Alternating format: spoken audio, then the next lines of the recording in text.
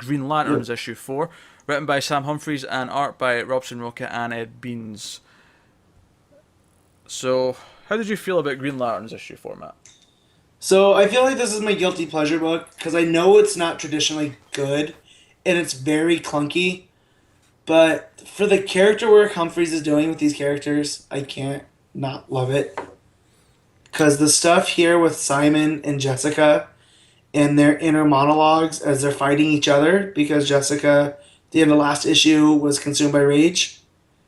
And they plummet into the Hell Tower, which of course doesn't go up, goes down, because it's boring into the earth. And when they land, Simon has like 2% battery left on his ring. You know, and anyone who's had 2% left on their phone knows how dire that situation is because it won't let him do anything. He tries to scan for the stuffed animal he's going to give his nephew, Do you know what? and it won't go. Now that you've pointed that out, I Mhm. just want to point out something myself. Yep. Green Lantern got popular with Jeff Johns, right? That Yep. also happened to coincide with the rise of phones out in the public and smartphones. It's Yep. almost as if that we could finally relate to the charging of a Green Lantern Yeah. thing. Yeah. Which to me, if I was a Green Lantern, I'd never let my ring get below 50%. Mm. You know, except for like once a month when you just do that so it doesn't mess with the battery. Like my phone. But yeah, so they go down to the hell pit, and it's just basically the majority of the comic is them hashing out their issues with one another. Where Jessica thinks that Simon's too cocky, like he's big man on campus, and she's starting to go back into her self doubt. She also mentions that he has trust issues and brings up the Yeah, gun. Like, you don't trust the yeah, ring, which is why you carry that. You have a big trust problem. right, And I did like that he admitted internally a couple of times, yeah, wait, she's got me. Oh, wait, she's got me again when she points things yep, out. yep, I did like that. I do think it was clunky, though. I do think, yeah, um, like, I don't know. It's kind of like Justice League, probably slightly under Justice League for me, where it's like, I'm enjoying parts of this, mm-hmm, but there's just like a sort of. I think Sam Humphrey's dialogue occasionally just is a little bit off. yeah, Like he's trying to sound definitely. witty or smart or And he's trying too hard. yeah, and like because like I like the scene of Bazzy's family like dealing with the Guardian. This right, Yeah, some of it was legitimately pretty funny, but some of it was just like oh he's trying too hard to do the funny line here. yeah, it gets cringy. Hmm. Like his family doesn't have to be comedians because there's even a joke in there, like what passes for comedy in his family. Yeah, that's true.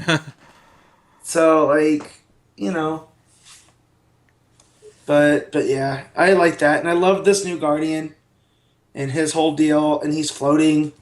You know, given the kid, the nephew.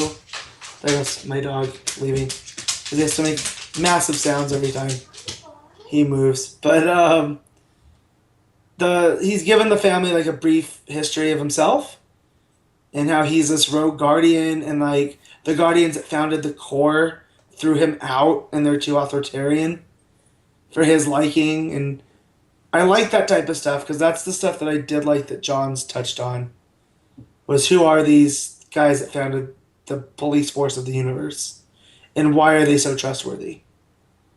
So that sets some stuff up. But to see that image of them, of him floating the nephew with everything else in the house, I thought was pretty cool. And then it gets back into the Red Lantern stuff that we talked about that we don't like. Ultron Matt. Oh, Matt's Mike adventures every week always leads to an Ultron moment. yep. After X amount of time, Yeah. but but I was just saying that it goes into the Red Lantern stuff that we aren't enjoying.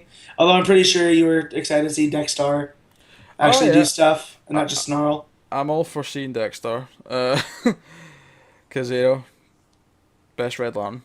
um, now, yeah, I mean, it was fine. It was them. There was some nice stuff with them, like motivating each other, and like she's ready to give up, and he convinces her Yep. not to. Like that was good stuff. It was good, like team building sort of exercise, and that's what the Yep. whole issue was. And I typically like that stuff. And then obviously when they finally grab the lantern and say, right, let's do it, let's Yep. recharge, you know, that's good. And it ends with the cliffhanger that they actually run into Atrocitus Atrocitus. and the whole team of Red Lanterns. So next time they're going to actually fight or at least discuss things with them. Right. Probably fight though. Yep. There'll be a lot of red and green in the page. Not a Christmas special either. Nah, not a Christmas special. Although they're doing a Halloween special of this, and Yeah, I'm very excited just based off of once we get past the Red Lantern stuff, and we'll still have to deal with Humphrey's weird dialogue. But again, I'm really enjoying this book yeah, no, I'm for fine all with its this. flaws. I'm fine with it just now, because I do want to have a Green Lantern book. It'd feel weird not having one, especially when everything else I like's doing pretty well. Yeah. And I do like Jessica a lot, so Yep.